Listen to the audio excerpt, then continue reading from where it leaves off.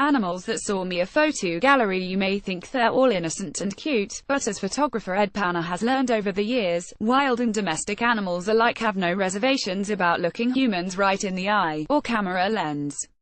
Johnstown, 1993 Brooklyn, 2010 Green Gardens, 2004 Cavallo, 2009 Ferndale, 2005 Early July, 2009 California Valley, 2008 on West Maple Road, 2004 Morning Commute, 2006 Springway, 2005 Late December, 2001 Loading.